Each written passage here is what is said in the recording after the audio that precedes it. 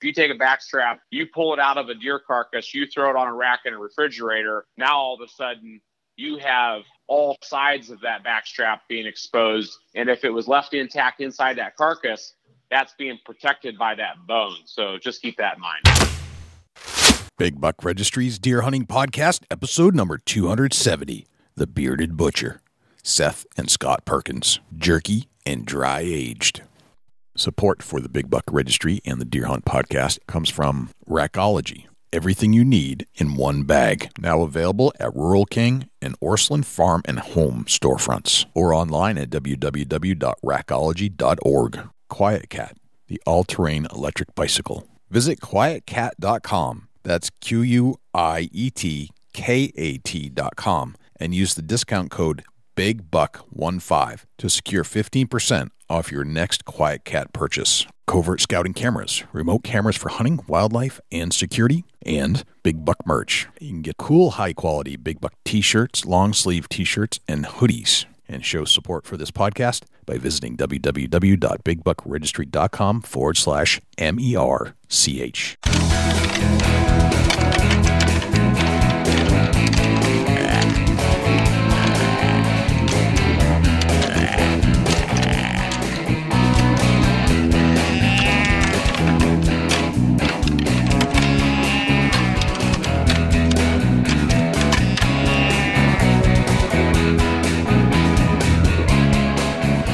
Big Buck Registry is a virtual museum of hunting stories. We preserve a piece of Americana by interviewing and recording hunters about their hunts and experiences from across the country. And who knows, maybe we'll learn a thing or two along the way that'll help us take our hunt to the next level. This is Brandon Adams with Major League Bowhunter, and you are about to listen to the Big Buck Registry Deer Hunting Podcast. This is Chris Cordell from Memphis, Tennessee with Cordell's Hunting Products. You're about to listen to my favorite deer hunting podcast, the Big Buck Registry. Hey, this is Zach Sandow at Onyx Hunt, and you're listening to one of my personal favorite podcasts, the Big Buck Registry. Hello, ladies and gentlemen and fellow predators. My name is Jay, and thank you for tuning in to the Big Buck Registry's Deer Hunting Podcast. For Dusty Phillips and Jim Keller and the entire staff here at the Big Buck Registry, welcome to this week's show. There are a couple things I'd like you to do for us if you could. If you would, please check us out on iTunes, subscribe, and leave us a review. With your help, we're going to try and push this show up the iTunes charts. I know we have a lot of listeners out there, and I need you to take some action.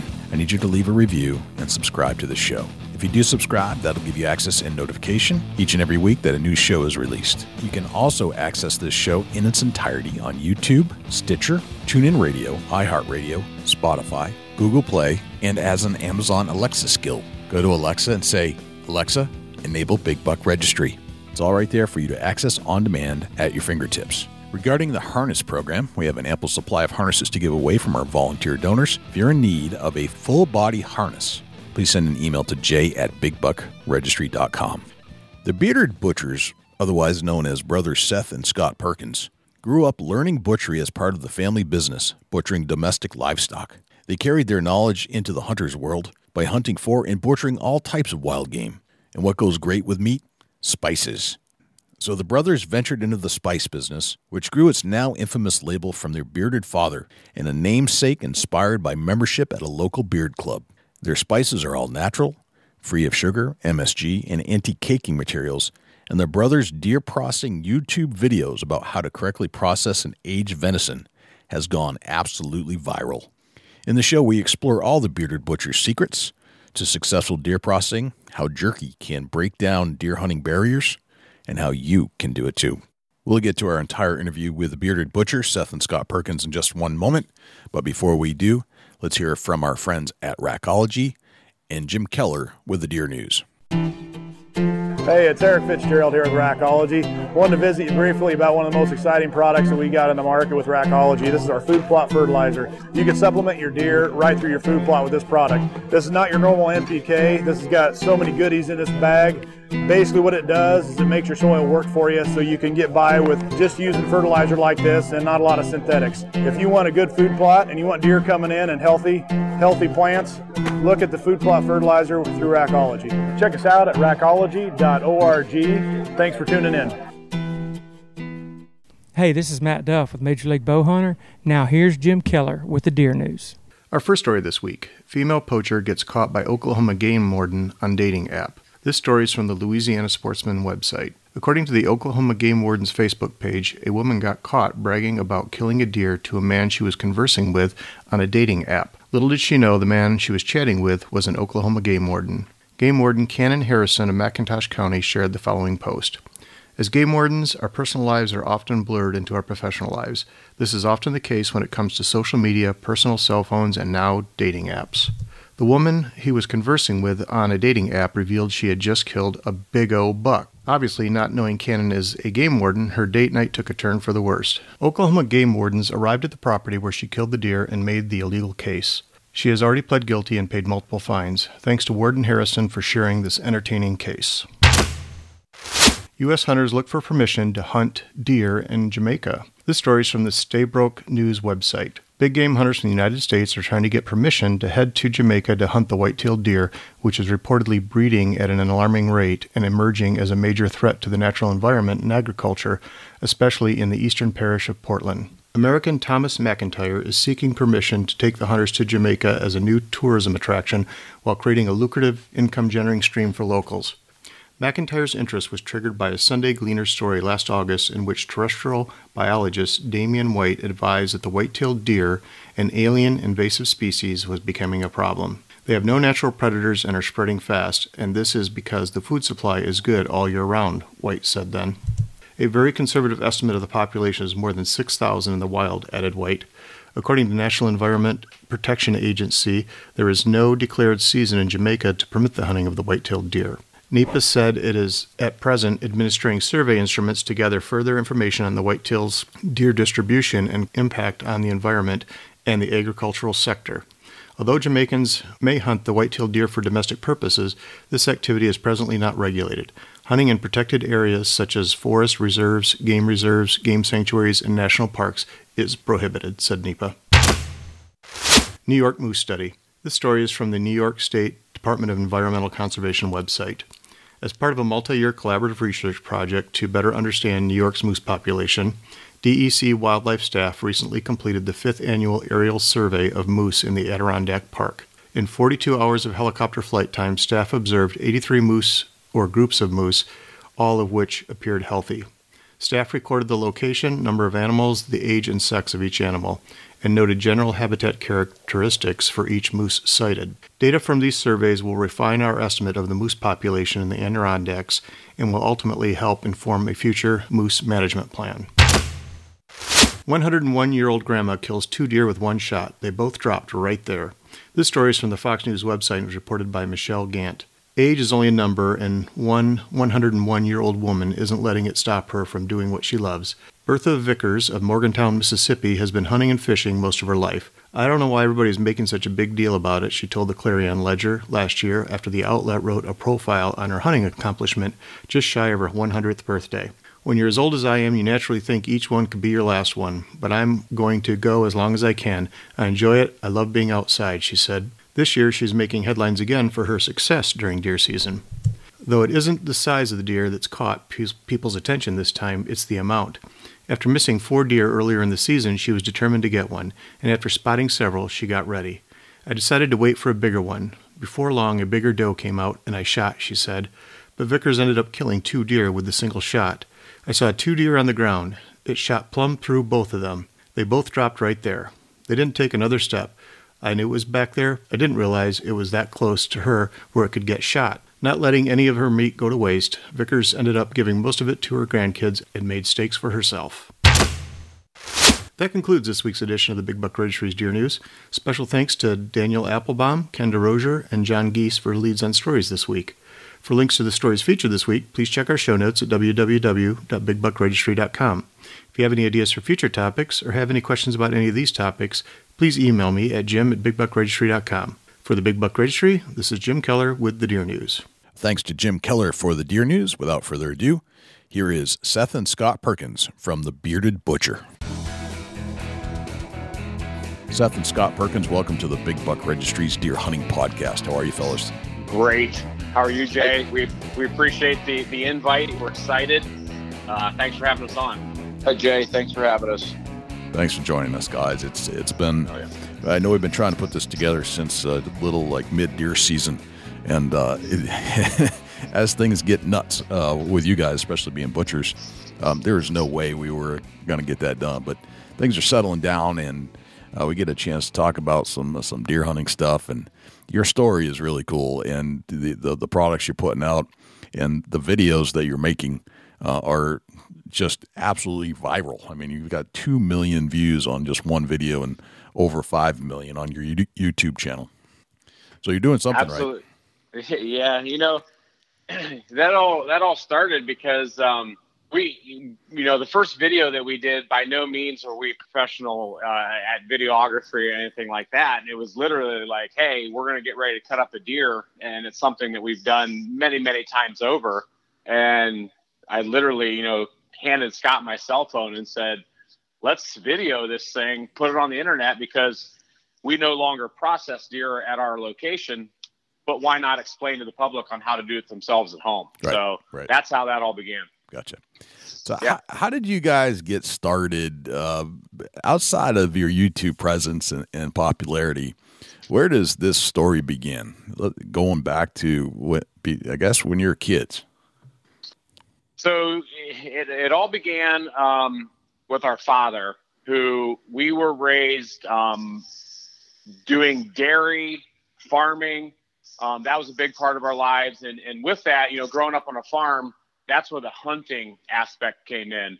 So in the winter months, Dad wasn't, pouring concrete and things like that. He was in between milking cows. He was deer hunting. So that's what got us started into the hunting traditions. And then our father started raising bison in 1987 here in Ohio. And so in the phase of everything that was happening, from pouring concrete to raising bison to farming, the interesting thing is where he had those bison processed is the business that we now own. Gotcha. In the early 90s, the previous owner came to Dad and he said, I'm looking to retire. My boys don't want to have anything to do with the business. Would you be interested? And at that time, Scott was 11 years old and I was 13. And our dad, being a Vietnam vet, he served with the 173rd Airborne in Vietnam. Not much phases him. So he was up for the challenge, and he said, hey, if I want complete control over processing my own bison, I'm just going to buy the place. And that's where this whole thing began with the butchering part of it. Gotcha. Yep.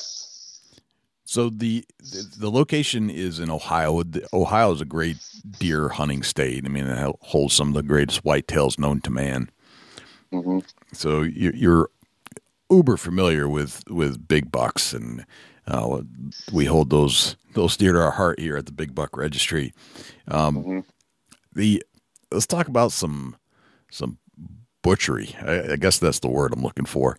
How do you begin as a butcher to start to break down some of the massive bucks that you'd have in Ohio? So that's interesting. You talk about the massive bucks in Ohio because growing up processing deer for nearly 15 years for the general public, Scott and I got to witness many of those massive bucks coming through our back door. I bet. And when we were processing, we didn't always have time to hunt. And so for us, it was, maybe you could call it jealousy. It was jealousy, or, just the eagerness to get out there and try to get one yourself, because, we had 180, 190, 200 inch deer rolling in our back door. And it's just, it took us a long time to get over the fact that, this is business. This is where we're at in our lives. And sort of, our day will come when we can go out and give it our best shot. So, but when it comes to processing a big deer like that, really, it doesn't matter what size the animal it is. The application's pretty much the same as far as the breakdown, the muscle structures, all that stuff. So I guess the biggest thing you need to do is set apart the time, especially if you're doing it at home. With a larger, a bigger carcass, because it is going to take you some time. Last year, I was fortunate enough to shoot a 161-inch buck here in Ohio, and that deer weighed 248 pounds field dressed going into the cooler, and I weighed it after it was skinned and the head off, and that deer weighed 196 pounds, just the carcass. So, you're dealing with an animal almost the size of some half of a beef, or at least a quarter. Right, big animals. So big animals, yeah.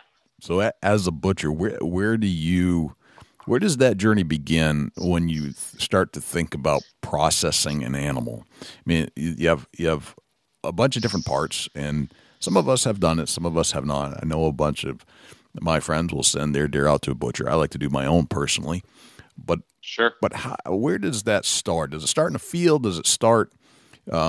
It doesn't matter, what type of care it's been in before it gets to you. What do you look for as a butcher when that deer rolls into your shop? Scott, you want to lead the way on this one? Yeah. Jay. So one of the more important aspects of the harvest is your shot placement, and even the decision on taking your shot. So there's if you're going to make a poor shot, whether, if you take into account all the variables, and we understand, like, if you have a very big deer in front of you and you've been hunting this deer for a long period of time, your opportunity is there. So even if you think that you have, you're reaching the end of the evening and you might have low light, you might be tracking this thing. We've found that it's the shot placement, or the decision on, even taking the shot, is kind of, as far as from a butchery standpoint, is where the process really begins. So whether it's a deer that you're processing home or the deer that we saw come through our back door, if you have, so archery, we've seen a much higher quality of shot. Obviously your deer are going to be in a range. The archery hunter is likely just going to put a single shot on their animal. And so whenever you take archery versus in Ohio, we only have shotgun or straight wall cartridge, and of course muzzleloader. But archery gives us a higher level of shot placement typically. So you start thinking about from the very moment that you let that arrow fly or pull that trigger, and if you're looking at the deer from a butchering standpoint, where you place a shot, obviously you want to, make a shot in the vitals. And let's say you double lung an animal, or you shoot through the heart, it goes 50 or 60 yards, even it got to bleed out. And that's all great for the meat quality. And then, next thing would be the field dressing process. And, we sometimes get this question asked whether or not, in Ohio, it's not really common to pack an animal out versus a Western hunt where you might have an animal that you just simply aren't going to be dragging for miles and miles to take the whole carcass out. But in Ohio, almost every deer you harvest, you're going to take, you're going to field dress. This is the next step. And then you're going to get it out of the field as a, intact animal. And so one of the things that we found that Seth mentioned, his buck that he shot last year, is, and that buck was shot during rut. Great shot, field dressed. And then we start talking about, what you're doing with that how are you treating that carcass after you've harvested the animal? If it's a big buck, obviously the horns or the antlers are something that you're going to be thinking about, but also the carcass. So Seth's buck last year, we dry aged it. Now we have the luxury of having a cooler.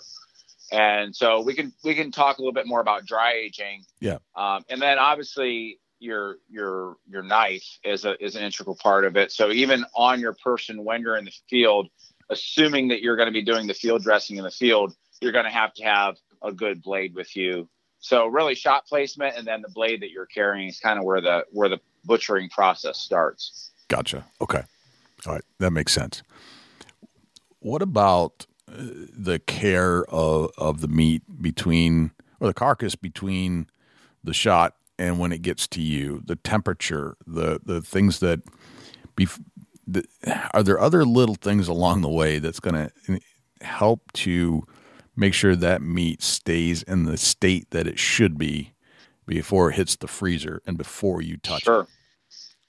Yeah, there's definitely some stuff that you can do. So obviously the ambient outdoor temperature plays a lot into, what the decision is, that you're going to make with your carcass. So we say if you look at the carcass, usually where you're going to have any area that you don't get the heat dissipated quickly enough is going to be between the rounds, right in the pelvic area. Okay. So one of the things you want to do is find a way to either use a spreader bar, cut a branch or something like that. So if you're going to, let's imagine you're going to put this in the bed of your pickup truck. You're going to want to spread the hind legs apart. And then if you have the ability to put a bag of ice right on that pelvic region, that's going to help tremendously. If you lay the deer on its side with both the hind legs, sort of smashed together, that's one area. If you asked us where we've seen spoilage on a carcass, it's where those two rounds, which would be like your inside round, which is where you get the best jerky from, that's where it will spoil. So you definitely want to help that air get to that portion, even if it's the outdoor ambient temperature and it's below, 40, 50 or even down to 40 degrees. That's going to help it. Grab a bag of ice and, throw one in the chest cavity and then just lay one right on that, between those legs and on the hind quarter. And that's going to help you out tremendously. Okay. Let me ask you a question about spreading bacteria, because I've heard various opinions on this. Some guys go and hose out their deer and thinking into like crushed ice without being in a bag, that would push the water around almost like a hose would. What's your opinion on hosing out your carcass and does or does that not spread potential bacteria that's coming out of that gut area? Sure. Well, the answer is yes, it will potentially spread bacteria. The question is what bacteria is present. Now, obviously, if you do a quality field dressing process, then you're not going to have the spread of fecal contamination or contamination from the bladder. You're not going to really have bacteria in that chest cavity, inside that rib cage, and of course your inner loins right there.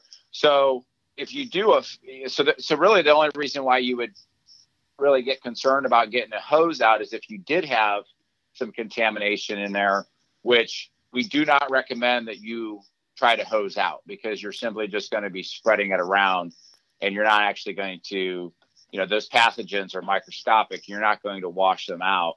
So what we would recommend, and it's bound to happen, if you have a deer that you've hit back and you've punctured the stomach, it's best to just go ahead and field dress that deer. And even if you're making a mess, just live with the fact that you're making a mess on the inside of that rib cage.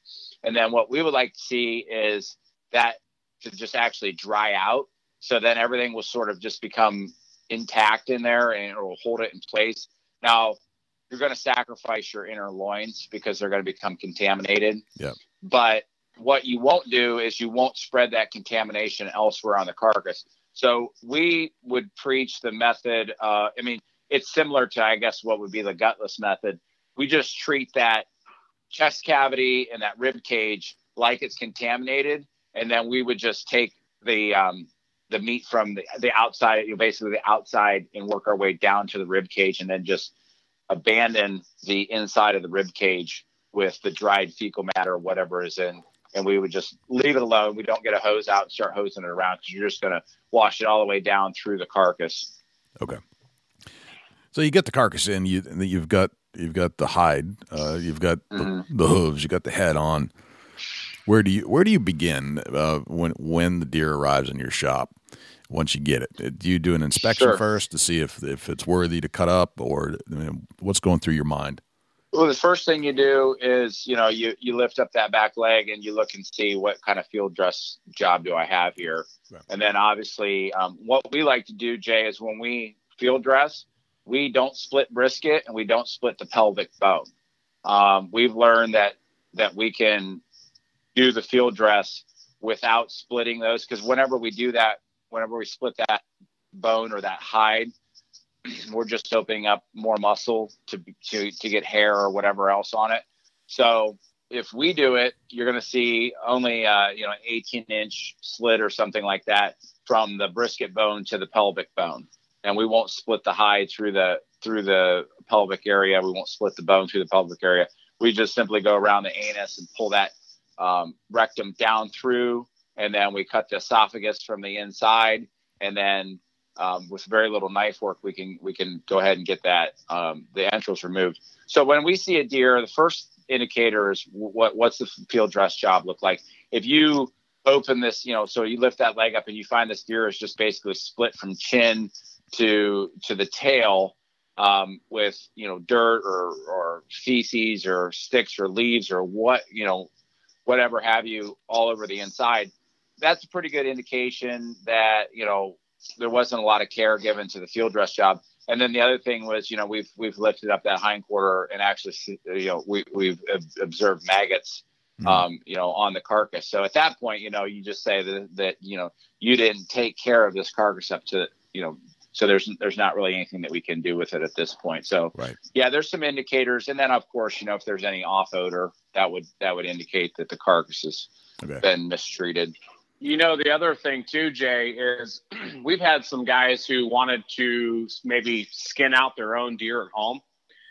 And, let's say that they wanted, they had a taxidermist buddy. He comes over, he skins the deer out. He's going to take the cape, that sort of thing.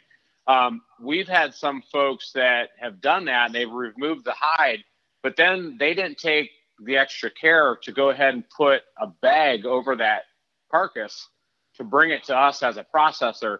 They just simply took the carcass and threw it in the bed of their pickup truck.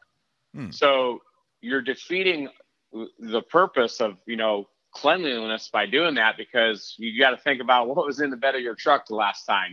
Was it garbage bags? Was it, cow manure that you're going to spread on your garden and things like that? So those are all things to remember.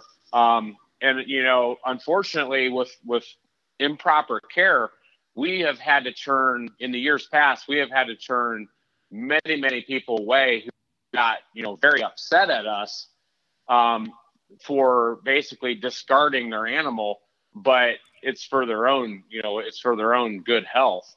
And us being a USDA inspected facility, we simply can't bring something like that into our establishment. Right. It makes sense. So you give it a sniff test, you give it an overall inspection. Yep. Your nose will always be your best indicator right off the bat. I mean, if there's any souring at all, it's just simply not worth it. Okay. Then maggots, obviously, I mean, that's a big no. Yeah, that's a visual, and that's a huge no. Yeah. And the other thing too, just to point out, is keep the carcass out of the sun at all costs. Mm-hmm. I mean, even if you're going from field to home and you're gonna stop and grab a bite to eat or something, and you have the option, it's in the bed of your truck or something, even if it's a winter day, find some shade to park under, just so that way, you don't have that sun beating down on your carcass and warming it up. Gotcha. Yeah. If you happen to be at, your deer camp and you're going to be there for, 3, 4, 5 days, and you shoot a deer on the second day, you can refer to some of our YouTube videos, and you can field dress it, you can skin it, you go ahead and quarter it. Just get it into a cooler, as long as your state laws allow that, and you're allowed to remove the hide, et cetera. Get it into a cooler and get the chill process started. Because if you try to keep an animal around and if the outside ambient temperatures are fine, then that's one thing. Leave the hide on it, leave it hanging in a tree, that's fine. If it's in the 40 degrees as a high temp and down into the 30s at night, that's that's perfect temps for hanging a deer. But if it's getting up into the 60s during the day and all of a sudden you're in the upper 40s at night, you simply can't let that deer hang for any period of time. Gotcha. Okay, so coolers and ice, those are your friends. When you're fighting temperatures that are above the normal 30-something degrees. Absolutely. Okay. And it's best to... Go ahead. I was going to say the other thing that, the issue with especially early season is if you shoot a deer, and you have that when in doubt back out, and all of a sudden you have to leave something lay, you're going to have to make a decision that next morning when and if you do find it, is this meat going to be okay? I'm not, I'm a firm believer in not pushing a deer that you're unsure of the shot. I'm a big believer, when in doubt, back out, go in the next day. But you do have to realize that there could be a possibility that animal is no longer any good. Right. You do run that risk of. You do run that risk. Yeah, that makes sense. Yeah. So quartering the deer, if it means getting it into the cooler, is better than keeping it whole as long as state laws allow that. Mm-hmm. Just to avoid those higher temps. Okay, gotcha. And so, walk-in coolers are nice, but not everybody has one of those. Right. And we've been talking to a lot of guys lately, Jay, who've been building their own. Right.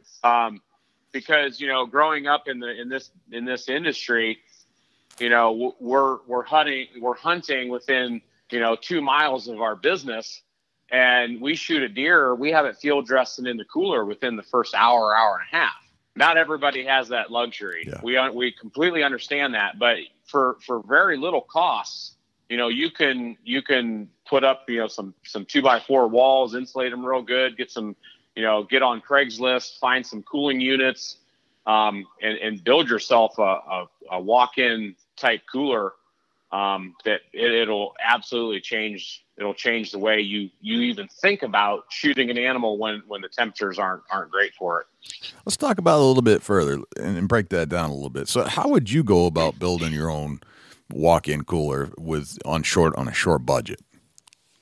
So, we've done a little bit of research on using a old refrigerator.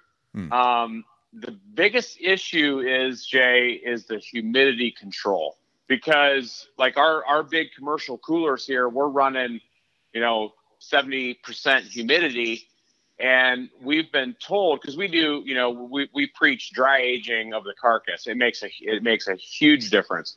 But one thing you can't do is try to dry age an animal in a cooler where there is no humidity, because then what's going to happen is the carcass is just simply going to dry out. We've been told by a lot of folks that try to dry age an animal, let's say in a garage or a barn in the western part of the United States, they have a hard time with it because the humidity is so low. So the outside of the animal, starts to turn black on them. There's a lot of waste because of that. They have to trim it off, and discard it. So to your point about building a cooler, small, there's actually one made by, I think it's made by a company called Coolbot. And you can get one, pretty reasonable. I actually watched a YouTube video of a guy that found one for $350 on his local Craigslist. It had the cooling unit right on it. It was an insulated box. He was able to hold, I think, up to 6 deer carcasses in it. Something like that would be absolutely fantastic. If you're going to build your own, you would have to get on Craigslist, and you'd have to find an actual cooler unit that was previously on some sort of walk-in cooler, because I'm afraid like an air conditioner unit just wouldn't cool it down enough. Okay. And then of course with those units, they're capable of producing humidity needed to keep it correct inside the cooler. So the best thing to do is find a used condenser, a used compressor, and build yourself a box. You could probably do it for under $500. All right. And the box itself, and thank you for that point on the air conditioner, because I think a lot of people will be thinking, hey, I should just go grab an air conditioner and plug it in. That's not really the case, because you got to. No, they just don't get cold enough. You need to be in that that 30, 32, 33 up to 38 degrees. That's where you need to range. You can't be in the the upper 40s into the 50s. It's just not enough. Right. And that's a different piece of equipment is what you're saying. Correct. Okay. So you get that. So what kind of walls are we building if you had your choice? I mean, obviously you want to have some kind of a structure that you can walk into, some kind of a door, just using standard 2x4s, and then what are you using to insulate that so that you can trap the cold in and keep the heat out? I would go, to your local building supply store and just get the highest rating of insulation that you can get, because you have to remember, when you insulate your home, you're keeping the cold air out and the warm in. So you're basically going to be doing the same thing with a cooler unit. You're going to be keeping the warm air out and trying to contain that cold on the inside now. So, I would just get the highest rating, spend that little bit of extra money. You could, just insulate it with a regular, the fiber insulation. You could do spray foam if you wanted to spend a little bit extra. So I know that's really big right now. Just go for those R ratings that are, that are optimal. And then, so a 2x4 frame construction would be perfectly fine. And then, your insulation, and then maybe just use like it's called like a Marlite board on the inside. That way, any moisture that's in there, you won't get mold growing. And it's a surface that can very easily be cleaned. You could wipe it down with a little bit of a rag and some bleach and keep things all nice and clean for you. Gotcha. All right. Yeah. Well, just since this is let me just weigh in. Since this is such a while you're talking, Seth, and we're not paid by them or anything like that, but CoolBot, I was just doing a little bit of research, and they actually have plans on their website on how you can convert, like an 8x8 storage unit into a cooler. And so storeitcold.com, and they basically have everything that we're talking about. They already have all the PDF plans you can download. They sell the different control equipment and stuff like that. So as far as this particular event goes, with this being because I talked to a guy over the weekend at our Eat Wild event, and he was saying that he basically bought the commercial equipment and he did a cooler that he can fit 12 hanging deer carcasses in. And, I think he said he had all from brand new with the cooler box and the evaporator, condenser, everything. He spent a total of $5,000. And we understand that's not in most people's budget, but yeah, I would recommend that as far as learning, the materials and everything like that, it appears that storeitcold.com has one of the best guides on how you can set out to get started on that part of the project. Awesome. I guarantee you, Jay, if you're a guy in the neighborhood that builds yourself your own walk-in cooler, there's a pretty good chance you're going to be the most popular guy on the warmest weekend of hunting season. You're going to have your buddies lined up at your door. So it has its perks and its downfalls, I guess. It does. Right. You might want to tell a select few. Well, too, but I think the guy that I spoke to over the weekend, it was actually something that he charged a couple of bucks, and that became, he may have made some of his money back over time. So that's something you could always do too, sort of rent out the space or whatever. Gotcha. Yeah, that makes sense. Yeah, sure. If you have it and they don't, then you could do a team effort there for sure. Oh yeah. Yeah. And that's the other thing, get together with, 3-4 buddies and share the cost on something like that. Agree, to park it at one guy's house, and for a couple $100 each, you've got your own setup. Right. Yeah. It's a great idea. Yeah. Yeah. So instead of costing $500, everybody throws in $100, and boom, you got yourself a walk-in cooler whenever you need it. Absolutely. Good idea. Mm-hmm. All right. So getting back to the carcass, we preserved it correctly. You have a good carcass to work with. Where do you start? Where do you start as a butcher from the point of it still having a hide on?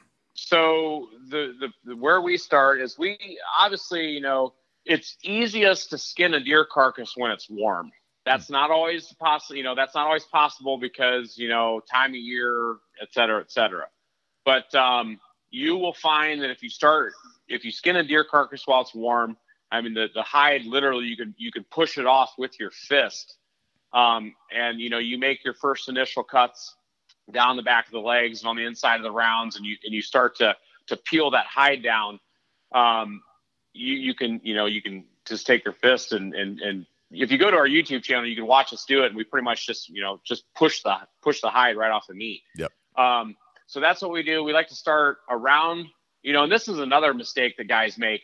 When you're starting on the hind legs up, near the hock, and that thick Achilles tendon. What a lot of guys will do, and I don't know why, but they'll just get a saw out and they'll just cut those back legs off, and they'll cut right through that tendon and everything. Well, you have to remember that you need somewhere to hang your deer once it's skinned. So if you start skinning around the hind legs and you pull the hide down over the hock, leave that tendon and everything intact. And right above that tendon, there's a knuckle there. So if you take your knife and you score that tissue on the top of that knuckle, excuse me, you can break that leg. So it'll snap. So you can snap that knuckle, go ahead and remove, the remaining portion of the leg, pull the hide down. So you're left with a hock and the tendon attached to it. So that way you have, whether you're going to use a gambrel or a spreader or, something homemade or whatever, you can hang the deer from those hind legs, and then you can be guaranteed that those tendons aren't going to break. So during the remaining portion of your skinning process, you can apply all the force in the world needed, to push that hide off that animal without having the whole thing come crashing down onto the floor.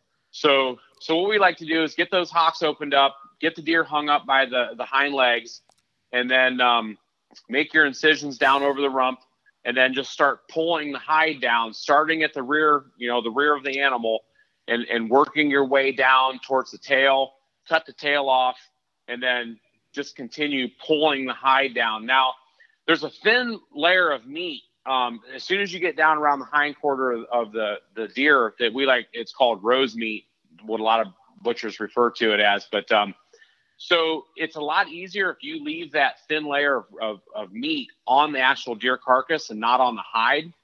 If you teach yourself how to separate those two, that's where the skinning process it's so much easier if you leave that on the deer. And if you watch our videos, you can see, and we explain that process on how to do that. And then you simply just continue pushing and pulling, and a knife is needed here and there, all the way down to the chest area of the deer. And then once you get down to the front legs, you can pull the hide off, sort of like skinning a rabbit. So you can pull the hide off the front legs. And then once you get down to the neck, you might need to do some knife work, around that neck area, because it gets to be a little bit tougher and harder to pull. Down to the head, remove the head, and you're pretty much finished. Okay. And the application's different if it's a shoulder mount. So we have another video on our YouTube channel on how to do that. Just where to cut, where not to cut, that sort of thing. Okay. So as you're taking the hide off here and you're kind of getting it prepped for the next phase of butchery, which is to take off the main quarters or parts. What kind of knives are you using, and are you using different knives at different points in the process? So we have our favorite, Jay. Growing up in this business for almost 25 years, we have a knife. It's a Victorinox.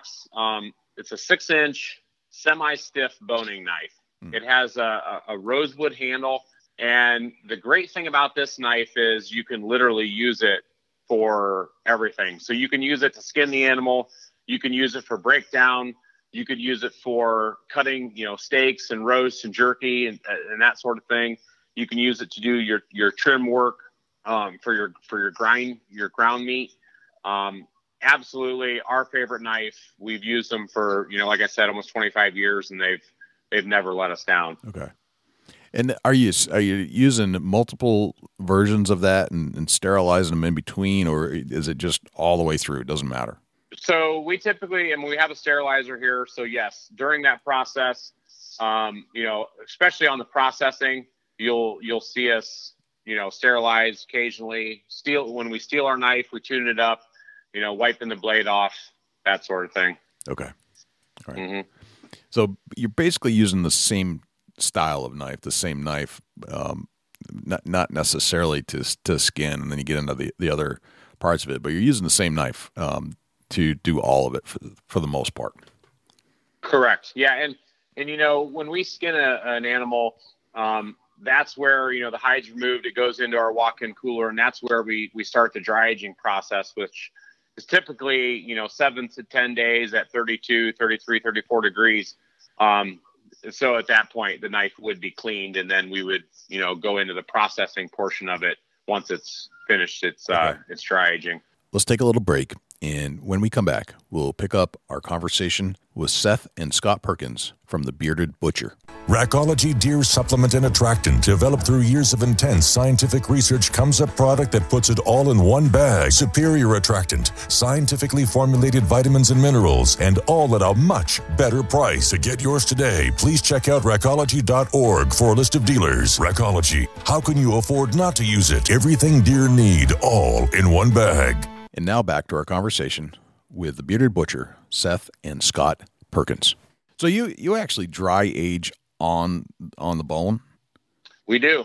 Okay. Yeah, we dry age the entire carcass, and so the deer that I shot last year, the buck, we aged that deer for 10 days, and when we were processing it, Scott was like, because typically we do like a boneless backstrap, a boneless deer chop. And Scott was like, let's do some bone-in chops on this thing. So we cut, just like you would on a beef, we cut porterhouse chops and T-bones. And this was, a big-bodied deer, so they were a massive steak. Believe it or not, when we cooked those, we grilled them, it was just like eating a steak in a fine restaurant. You absolutely couldn't tell that it was deer. And you certainly couldn't tell that it was a buck shot during the rut here in Ohio. Really? Yeah. And that's that, we preach temperatures, we preach dry aging and how you cook it. And that is why you can have just a unbelievable experience when it comes to eating the deer. Okay. So you talk about the dry aging a little bit. So there are some specifications to dry aging. It's not just, if it's too dry, it's not going to work. If it's too wet, it's not going to work. If the temperatures if the temperatures are too high or too low, that's not going to work. What are you thinking about when you dry age something? What do you have to get exactly right? Well, since Scott did the video on our YouTube channel for dry aging, I'm going to let him rock and roll with this one. Okay. Yeah. So as Seth messaged, we do have the YouTube channel that points out a lot of this. So, and we've talked to, so obviously we have our method, and it's predicated on the resources that we have. And so we understand that, and we've already talked a little bit about somebody being able to replicate those resources and what they have available to them. But we've also talked about other people and the methods that they use. So I'll touch a little bit on that. But as far as temperature goes, Jay, Seth mentioned, so freezing 32 at up to 40 degrees is kind of your sweet range as far as temperatures go. So let's just say 34 being your optimal temperature. And then the other thing was humidity that Seth talked about. Now there's the debate whether you leave the hide on, if you're doing a whole carcass dry age, whether you leave the hide on or you remove the hide. Now I think this is where humidity plays a lot into it, because if you don't control humidity, then you might want to leave the hide on, just because it's going to prevent the carcass from drying out too quickly. So we know our optimal temperature is 34 degrees. The optimal humidity is right around 85%. Now, the good news is usually it's easier to add humidity to your environment than it is to take it away. So if you have a smaller cooler, walk-in cooler, you can literally put a bucket of water in there, and that's going to, throw a towel over the edge of it, and that's going to wick the water up out of that bucket and add humidity to your air. So you can buy relatively cheap. You can buy a little sensor to put in there, and it'll tell you what your humidity is at. So 34 degrees, 85% humidity, and then 7 to 10 days is the very best conditions with so variation, not a lot of variation in temperature, humidity. Now, how you replicate that environment is where, things get tricky. If you don't have the commercial setup, or you don't have the built-in walk-in. Just recently spoke with a guy that has a cold bot, shot a deer in Michigan. He does 3 weeks in his cold bot with the hide on. There's other folks that we've talked to that use the refrigerator method, where they take and move the wire rack up to the top of the refrigerator and hang the quarters in there, and maybe lay the back straps on the rack. And then there's where you want to maybe put a little fan in there if you could, just to keep the air moving around. And then there's the cooler method, where you line the bottom of your cooler with ice.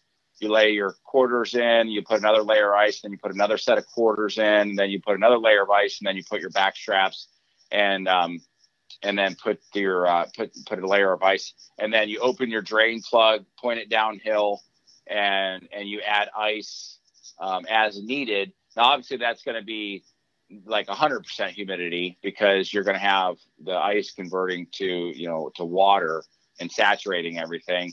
And I've heard people that really like that method. Recently, a guy told me that, he took his deer to the butcher. It wasn't aged. It wasn't dry aged. They're basically taking it in, skinning it, putting the cooler maybe overnight. But what he was doing was he was taking his roast or his backstrap or whatever out of the package and putting it in his refrigerator for a week, just to further age it after processing. So there's different angles, but the optimal temperature is 34 degrees. The optimal humidity is 85%. And then how you work with it from there is also going to determine how much time you can spend. If your environment's a little bit warmer, you're going to have you're going to only go for a shorter period of time. If it's below freezing outside, you simply can't just hang something in freezing temperatures and have an aging process happen either, because what happens is, scientifically, your enzymes are only working to break down the muscle if you're above freezing. So, just really trying to nail those optimal ranges is where it gets tricky. But if you do it, and even if you do it one time, you'll just be blown away by the results. One thing you do have to remember, if you do need to break a carcass down to fit it into that homemade refrigerator, or whatever type of, system you're going to be using, you have to remember that once you remove that muscle off that bone of that deer, you are now creating more surface area that's going to come in contact with the air. So there's a possibility that if you do that, you are going to need to trim some of that off at the end of your dry aging period, and you'll have a little bit more loss that way. So just keep that in mind. If you take a back strap, you pull it out of a deer carcass, you throw it on a rack in a refrigerator, now all of a sudden you have, all sides of that back strap being exposed. And if it was left intact inside that carcass, that's being protected by that bone. So just keep that in mind. Right. Gotcha. Yep. All right. So you've gone through the dry age process, and do you do dry age with every single deer that comes in, or do some hit the bench right away? Every single deer that we shoot, we do. Okay. Because we're eating these things, we're giving them to family and friends and et cetera. So we want absolutely, the best, deer you can eat. So yeah, we do. Okay. All right. Yep. So you get it to the point that you like it as far as the aging process. What's the next step?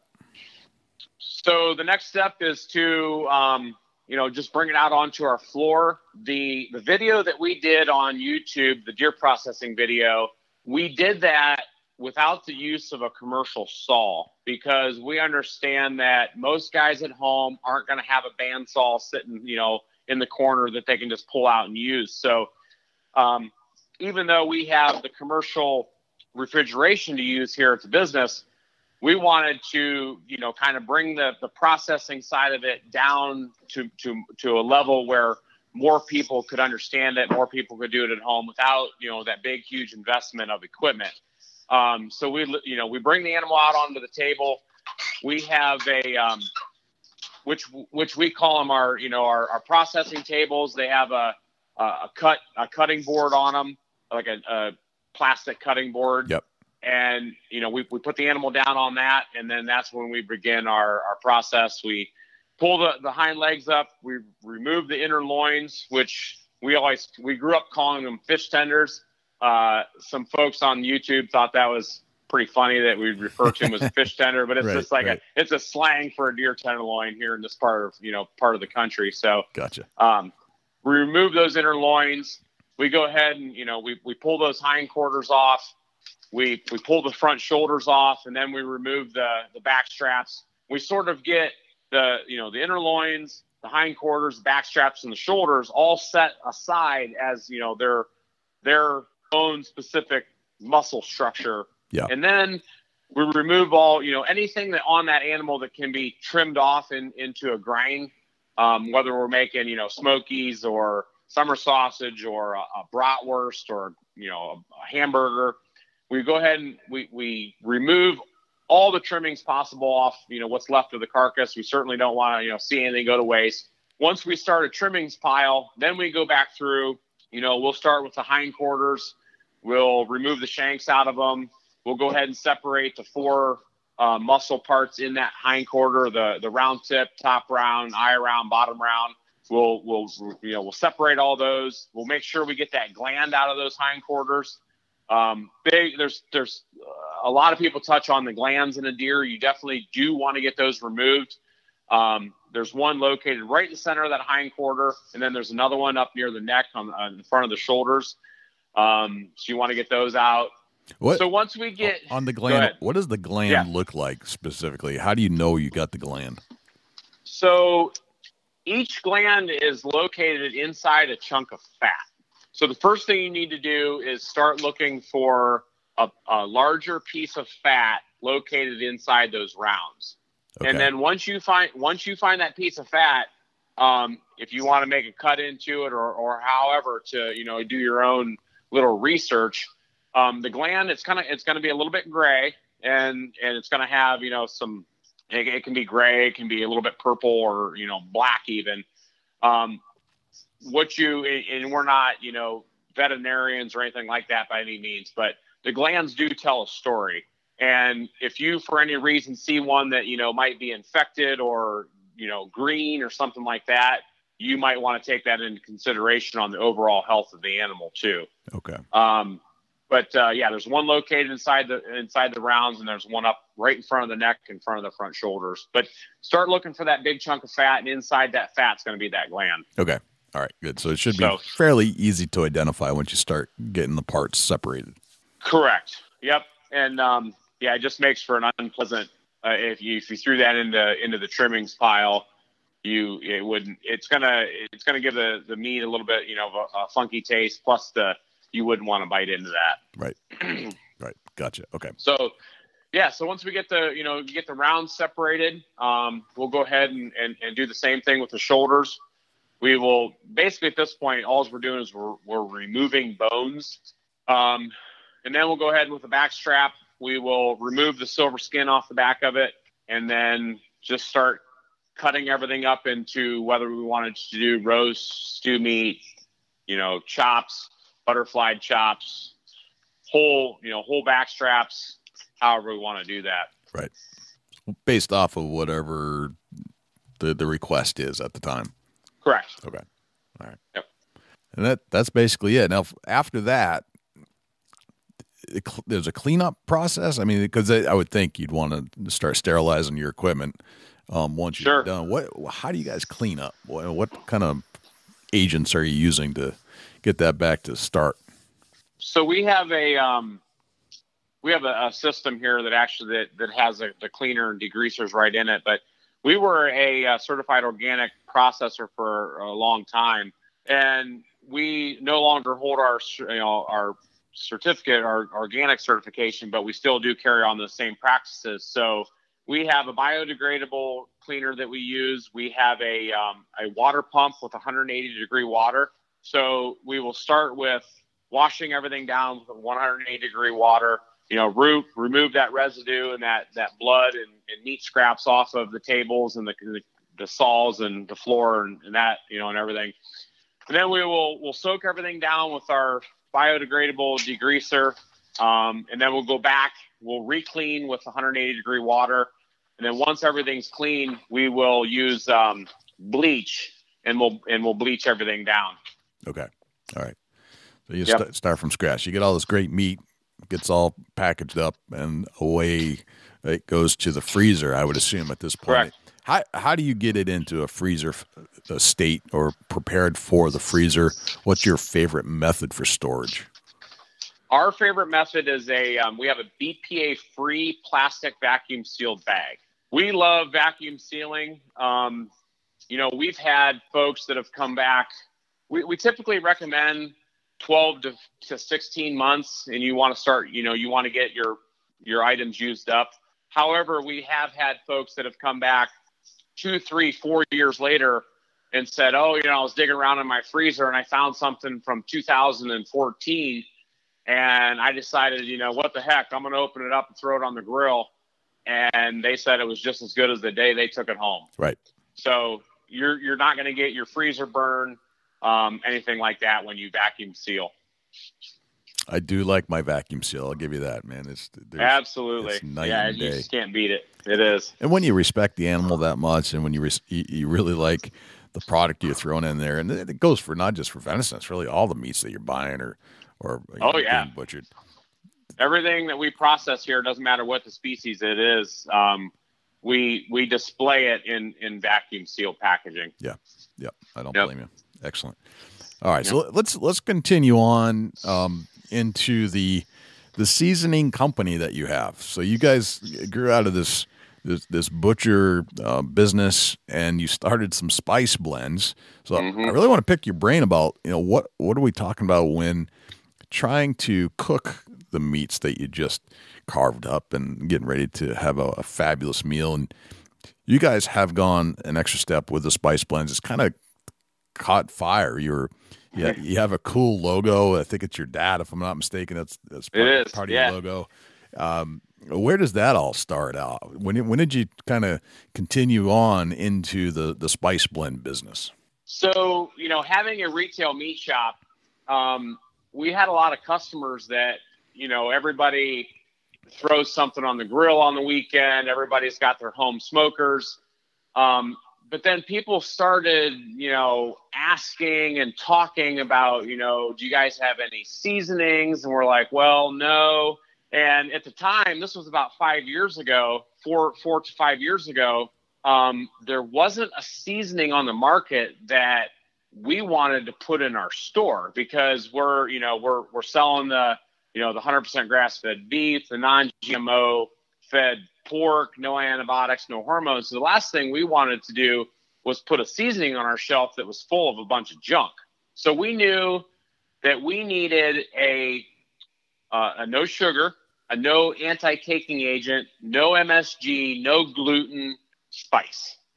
So we and it's pretty crazy how this all how it all started, because we literally just took bulk spices and we have a break room here at our shop, and we would just go in to our counter in our break room and just start mixing spices, because we were determined to come up with something that we could put in our store. And so once we found a spice that a formulation that we really liked, we knew that we needed to brand it or launch it, so to speak. So we knew we wanted to get our father, involved in that portion of the business as well, because he was the one who got this whole thing started. Right. He bought the meat business. We felt like we owed it to him. And at the time, he wanted to kind of take a step back in the business and, sort of semi-retire. And we were like, hey, Pops, we're not going to let you do that soon. We're going to put your face right out here in front of everybody and boom, throw it out there, on the market. So we, and at the same time, right here, and beards were, the hip thing, popular thing. We grew up with, our grandfather was bearded. Our father, being a Vietnam vet, he wasn't able to have a beard when he served in the military, but as soon as he got out of the military, he grew a massive full beard. So we grew up with a father having a big beard. And then right at the beginning of our spice company, we had a couple friends that were working for us. And we thought it would be cool to create a group of guys in Northeast Ohio and just have like a big beard club.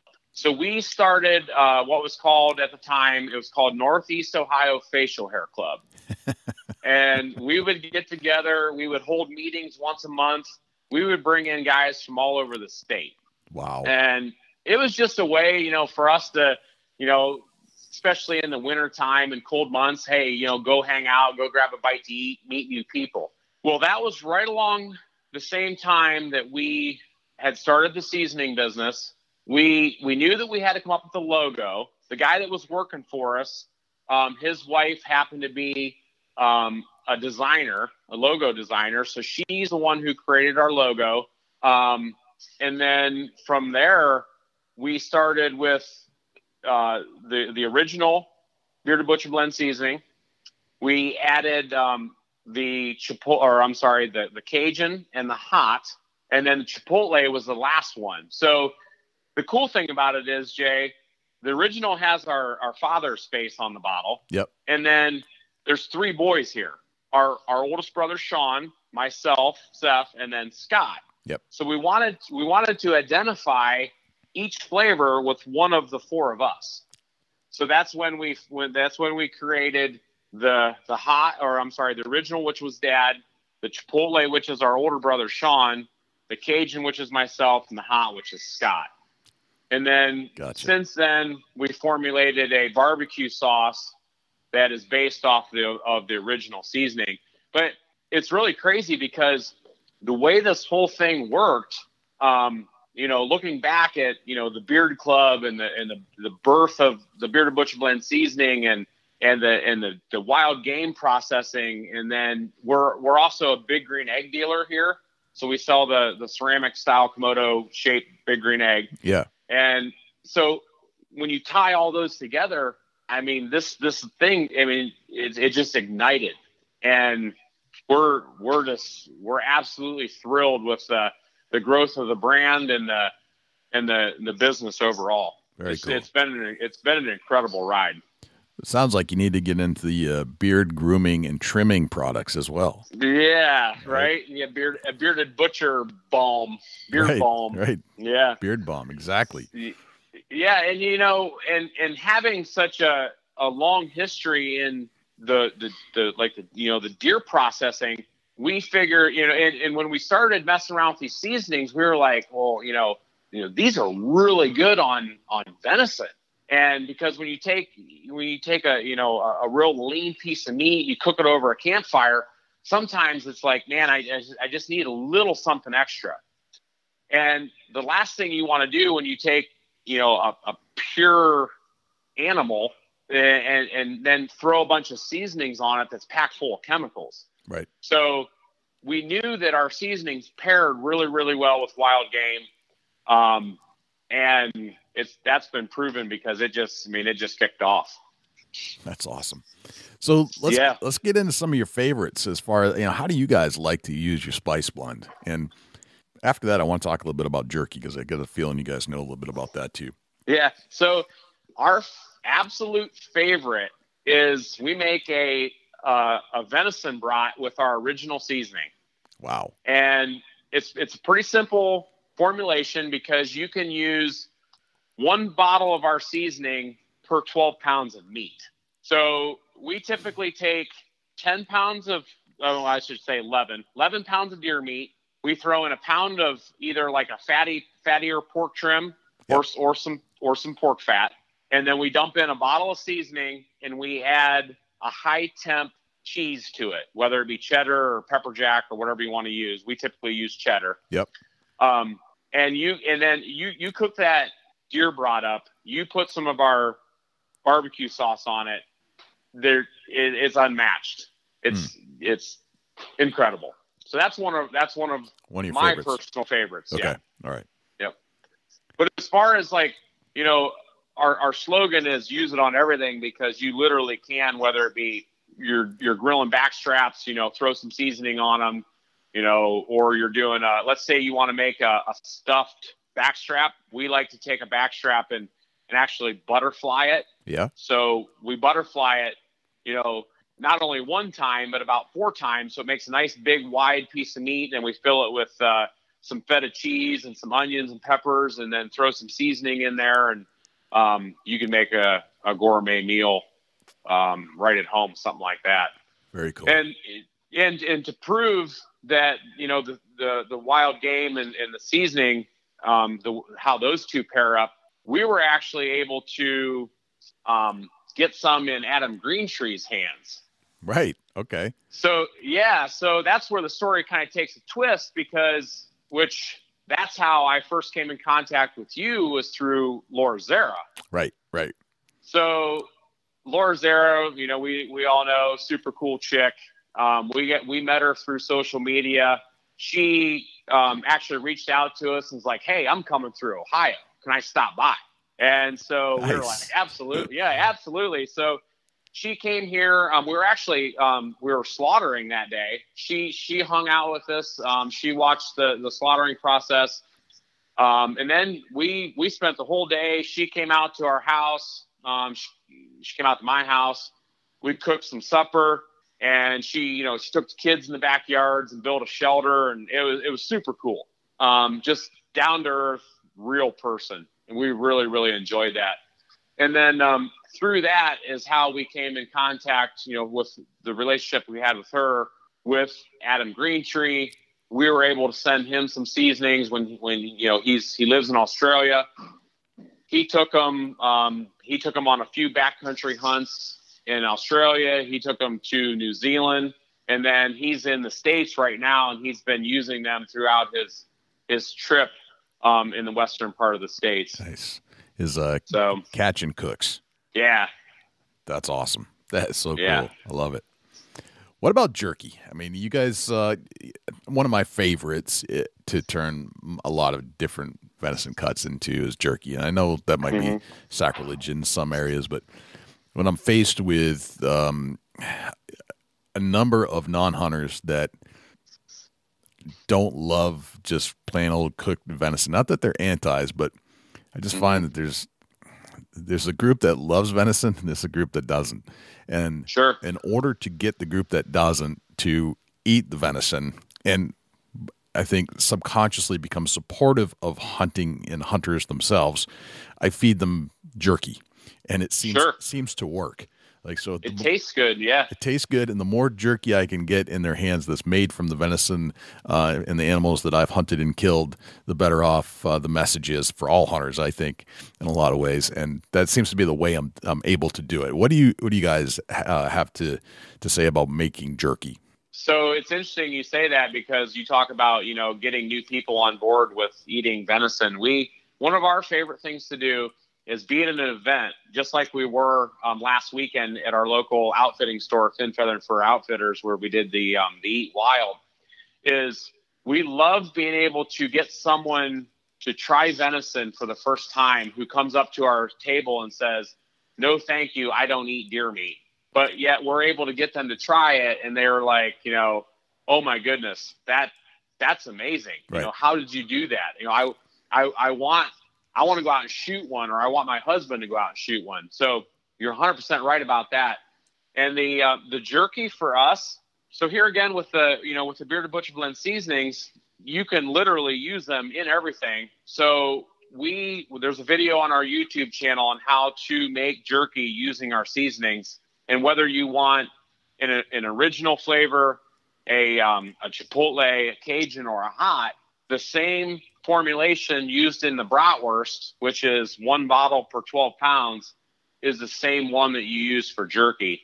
Now, we do like to add the Sure Cure packet. So if you go, which is your nitrites. Yep. If you get on, the internet, and you go to, if you just look up, pink curing salt, you can find it in a 1 ounce packet. So if you use a bottle of our seasoning per 12 pounds and then the recommended usage of your pink curing salt, you mix those two together in your whole muscle jerky, let it sit overnight, throw it in your smoker, 185, 190 for 6-7 hours. Boom, you've got venison jerky. Got it. Nice. And, you talked about cutting pieces of meat up into jerky that, we caught some flack on that one on our YouTube channel because guys are like, why are you cutting that round steak into jerky? Right. We're just like you because, Scott and I both have little kids. He's got 5 and I've got 4. And it's like one of the best snacks that you can provide them is a pack of jerky. So it's like, rather than sit down and eat a round steak, they would prefer a piece of jerky. Right. So that's why we did it. And I get the same flack, but the reality is I'm surrounded by people that will consume jerky. They won't consume a nice butterfly venison steak, even though I don't know too many people that will turn down a handful of jerky. I don't know anybody. I made some. I brought it to a gathering, a family gathering, and my cousin Jennifer from Boston. And Jennifer, if you're listening, you know exactly what we're talking about. And her husband David, they started. I just put a plate of it out on the table with all the other things, and piece by piece it started to disappear. And before I know it, my cousin was stuffing it into her pocketbook, taking it home because her son Charlie loved it, and so all of a sudden, and they came up to me and said, "This is the best beef jerky we've ever eaten." And I said, "You know what? It's true. It is the best jerky you've ever eaten, but it's not beef. It's actually venison. It's deer. It's deer." Mission accomplished. Mission accomplished is correct. So now, I did the same.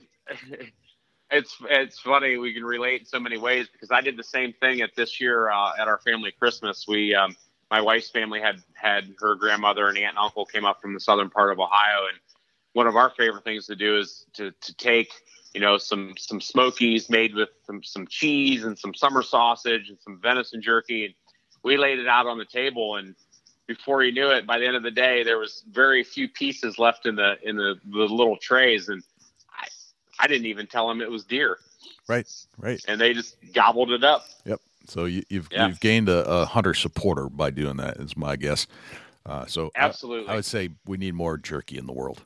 We do. The world would be a better place with jerky. I agree. Yeah. Let's go into a couple of deer hunts, you guys. Think about a memorable deer hunt that you've been on somewhere in your lifetime, and I would like to kind of share that journey on the show and go with you and kind of recreate what occurred. Yeah. So I'm sure Scott would like to add into this one. I don't want to use up all our time here doing all the talking, but so we have a cabin located in the southern part of Ohio. Our family is originally from that area, Belmont, Monroe County. And our father went down with our grandfather. It's not the original Perkins family farm. However, it is located in the same county where we were able to purchase some land very, very close to the Wayne National Forest. We were able to go down and we bought a cabin that, it's like it's a 18th century hand-hewn beam log cabin. Wow, that's awesome. It's super cool. In the early 2000s, we went down, we dismantled this cabin, and we rebuilt it, re-erected it on our property. So we now have a 2-story log cabin. It's got it's got a wood stove, a nice little kitchen, some running water with a cistern type system in it. But that is the place that we go where we create memories that last a lifetime. So when Scott and I first started going down there, we've grown up hunting, Scott and I together our whole lives, whether it be, from Thanksgiving morning chasing cotton-tailed rabbits to, deer hunting. So, but that place has become so special to us because, we were able to build it with our dad and our grandfather. Now our grandpa has passed on, but we can go back there now, with our kids.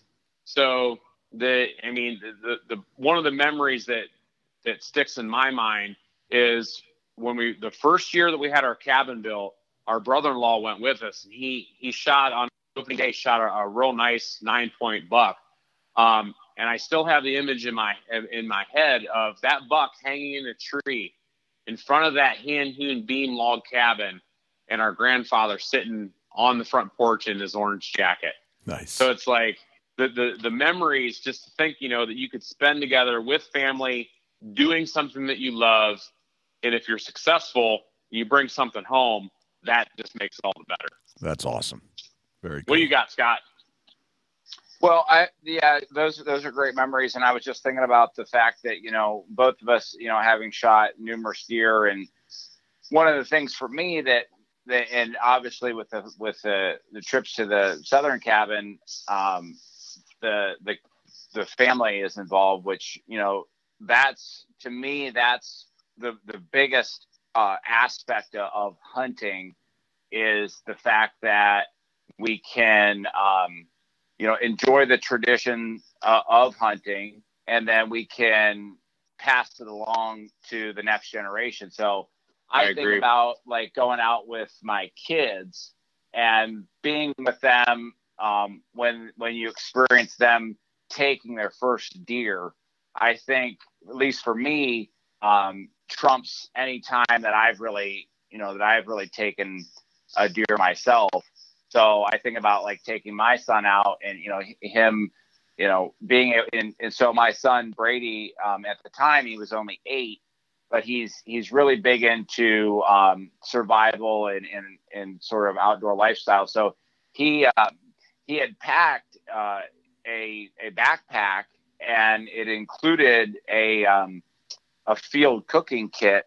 And in that particular hunt we were on, it was a warm day in late season. It was like around 50 degrees, and it made it very easy for him to sit in the stand. But we had a button buck come in and offered a perfect shot, and he shot it, and we watched it go down, and we recovered it. But then because of where you were sitting, Seth, we actually couldn't walk out, because we would have walked over top of you, and we had about 2 hours. So we field dressed the deer, and then we took the heart, and we actually set up, and we because Brady had the correct equipment for it, we cooked the heart right there in the field. And I just remember sitting there, on that, leaning on our packs, and we could have been anywhere in the world on that particular evening, and we could have been at any point in time too. We could have been 150 years ago, sans the maybe modern day equipment that we were using. But the point I'm making is that it's a timeless tradition that you absolutely, in my opinion, can't get any higher, bigger high in hunting than involving the family and not only the generations before you, like our grandfather, but the generations that are coming after you. So for me, that's cloud 9 for me. Hey Jay, can I tell you a story about why not to take your wife hunting? Sure. Okay. So in 2012, I told my wife and I, we had just 2 kids at the time, and I told her, I was like, I'd like to get you into hunting, because it was something that I really enjoyed. And she'd never gone before, so she's like, okay, I'll give it a try this year. So that particular year, I ended up shooting a pretty decent 9-point buck on opening day archery season here in Ohio. And shortly after that, I'm talking probably 3-4 weeks later, I started getting pictures of just an absolute giant non-typical deer on this farm that I was hunting. So I told her, I said, you need to go through through your hunter's education, and you need to get your hunting license, and I need to take you hunting and try to get this deer. So she did. She went to our local fin, feather, and fur outfitter. She went through the hunter safety course. On a Friday night, November 11th, I'll never forget it. She borrowed my dad's Excalibur crossbow. I set a target up for her at 30 yards. We went out. She shot. We actually climbed up onto a steel flat roof building that we have here on the farm. She shot from the roof of that building. Nice. She shot 3 arrows. Never shot a crossbow before. So our goal was the next morning. It was a Saturday, November 12th. I was going to take her deer hunting. So 5 o'clock in the morning, my dad comes over to watch our 2 young boys, and we climbed into a double ladder stand together. And at about 7:15 or so, small button buck came through the woods, and she's like, should we shoot it? Should we shoot it? And I was like, no, let's just wait. It's too early. It's the rut here in Ohio. We got to just give it some time. Well, wouldn't you know it, at 7:45 that morning, she's like, there's a deer. And I look up, and this buck is headed right for us. Long story short, I filmed that entire hunt with my cell phone. And she shoots this deer 30 yards broadside, absolutely smokes him. At the end of the day, that deer had 18 scoreable points and scored 195 and 2/8. Wow. So now God taught me a little humility, because that deer's hanging on the wall, and I got to explain to every single person that comes around, and I show them my deer collection, that one's not mine. Right. So I'm not discouraging guys from taking their wives hunting, but just remember that could happen. Right. Yeah. Yeah. I didn't kill that one. My wife did. I didn't kill that one. Yeah. So that's a great I got to story. be honest about it too. That's very cool. Guys, yeah. I'm going to skip the 10 rapid fire questions just for the sake of time, but if we have left some questions unanswered, or if we have created more answers, or excuse me, more questions than the answers we've delivered here today, where can people find you on social media, website, all that kind of stuff? So go ahead, Scott. You got this one. Sure. Yeah. So YouTube is going to be the most sort of how-to content. A lot of it related to deer, particularly butchering deer, and then our social media platforms. We actually, so one of the things about our company, it's all family, and it's very small. It may be more, smaller than than it might appear, or most people think. So we're actually running, I guess, like 5 different social media outlets, because we have the Whitefeather Meats, which is our meat business. We have Facebook and Instagram. And then on the Bearded Butcher side, we have the YouTube channel, and then we have Facebook, and then we have Instagram. So we use the YouTube and we have to throw a shout out. So when we started with our first filming, whatever, it was literally the deer video that has the 2 million views. It was 20 minutes, one take, didn't turn the camera the right way, just us. We found, I guess, through that video or others, we had the ability to talk through what we were doing, just because we had, we could do it in our sleep. So we were able to put that out there. But as it evolved, OTown Outdoors is a 2 brothers that do media, and they've been huge in our growth as far as YouTube is involved, just with better camera equipment than able to edit or whatever. So YouTube is where you're going to find us putting out the sort of the more edited content, the content that's more pertinent. Instagram, on our Bearded Butcher Blend Instagram, is where you're going to find a lot of day-to-day stuff that we run on our stories. That's where you're going to get a real good look at who we are, what we're doing on a daily basis. And a lot of that carries over to Facebook too. So if you want to learn more of the how-to stuff, the recipes, the butchery style, that sort of thing, go to YouTube. If you want to see what the Bearded Butchers are up to, Bearded Butcher Blend on Instagram's one of the best ways. Then, of course, the spices are on beardedbutcherblend.com. That's our website. We are bringing more content to that website in the form of blogs and recipes and that sort of thing. So that's where you can find us. And you mentioned jerky, Jay. Yep. We are going to be adding a shelf-stable jerky to our website here very soon.